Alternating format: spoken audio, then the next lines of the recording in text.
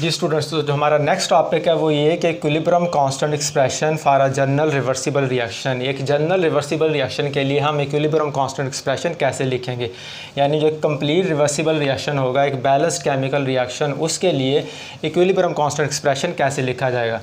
तो ये एक जनरल या हाइपोथेटिकल इक्विलिब्रियम रिएक्शन दिया गया है जो रिवर्सिबल रिएक्शन है और ऑलरेडी इक्विलिब्रियम पे है।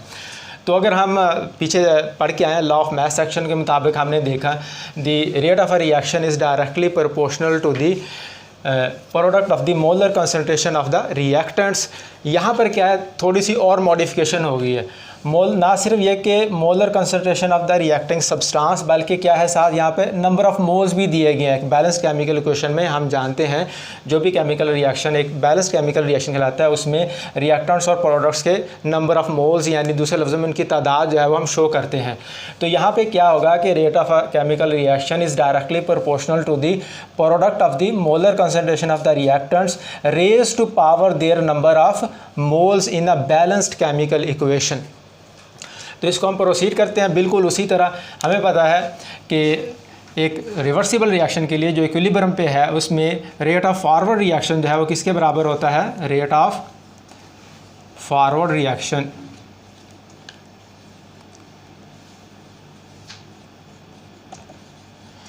Is directly proportional to molar concentration of reacting substance A into B. अब यहाँ पे जैसे मैंने आप पहले जिक्र किया कि यहाँ पर सिर्फ रिएक्टिंग सब्सटेंस नहीं है बल्कि क्या है, उनके नंबर ऑफ़ मोल्स हैं। तो जो नंबर ऑफ़ मोल्स होंगे उनको हम क्या करेंगे, उनकी पावर बना देंगे, रेज टू देयर पावर। तो यहाँ पे अगर हम देखें ए की जो मोलर कंसंट्रेशन उसके नंबर ऑफ़ मोल्स क्या है ए, तो ये इसकी पावर कोएफिशिएंट के तौर पर आ जाएगा। इसी तरह बी के number of moles small B. बाकी बिल्कुल वैसी रेट ऑफ फॉरवर्ड रिएक्शन हम जो प्रोपोर्शनैलिटी की साइन है उसको रिप्लेस कर देंगे किससे, साइन ऑफ इक्वलिटी से। और क्या कहा था हमने कि वो क्या होता है, के एफ यानी rate constant for the forward reaction. और बाकी जो है हम वैसे का वैसा ही लिख देंगे। इसी तरह rate of reverse reaction, rate of reverse reaction वो क्या होगा, वो भी बिल्कुल ऐसे ही होगा, सिर्फ वैल्यूज चेंज होगी। Directly proportional to the molar concentration of reactants जो यहाँ पर प्रोडक्ट्स में के तौर पर हैं, और सेम वैसे ही जो हम उनके नंबर ऑफ़ मोल्स हैं उनको उनकी पावर बना देंगे। अब यहाँ पे भी जो है रेट ऑफ रिवर्स रिएक्शन में हम प्रोपोर्शनैलिटी की जो साइन है इसको ख़त्म करेंगे। तो ये क्या हो जाएगा, K R which is rate constant for the reverse reaction. और बाकी सारा जो है वो हम वैसे ही लिख देंगे। अब हमें पता है रिवर्सिबल रिएक्शन है, इक्विलिब्रियम पे है, तो इक्विलिब्रियम पे क्या होता है, रेट ऑफ फॉरवर्ड रिएक्शन जो है, रेट ऑफ फॉरवर्ड रिएक्शन बराबर हो जाता है किसके, रेट ऑफ रिवर्स रिएक्शन के।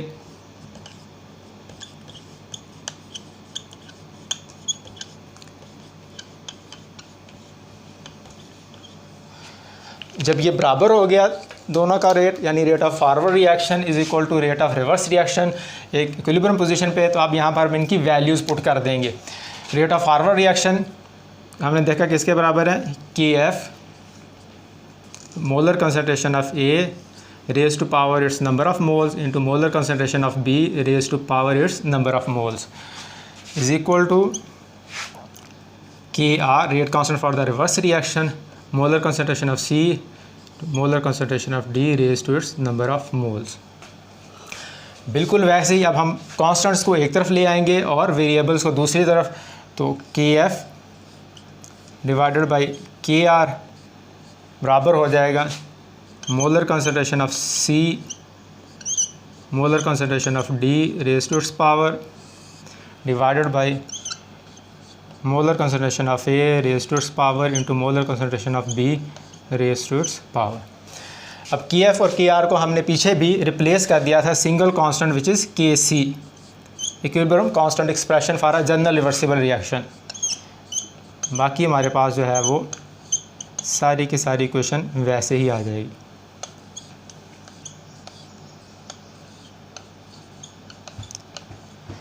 तो ये एक इक्विलिब्रियम कांस्टेंट एक्सप्रेशन है for a general reversible reaction, जिसको हम आसानी के साथ ऐसे लिख सकते हैं। फ़र्क सिर्फ इतना है कि अब यहाँ पर हमने नंबर ऑफ़ मोल्स जो हैं उनको जो रिएक्टिंग सब्सटेंस है उनकी पावर के तौर पर लिखना है। स्टूडेंट्स अक्सर गलती ये करते हैं कि वो जो ये नंबर ऑफ़ मोल्स हैं उनको पावर बनाते वक्त कंफ्यूज हो जाते हैं। क्या करते हैं, जो नीचे नंबर ऑफ़ एटम्स होते हैं वो अक्सर इनको इनकी पावर के तौर पर लिख देते हैं, जबकि ये बात जो है ज़हन में रखनी है, इसको क्लियर करना है, इसमें कंफ्यूज नहीं होना कि जो नंबर ऑफ़ मोल्स है ना, ये बेटा यहाँ पे जाके जो है ना उसकी पावर बनेगी।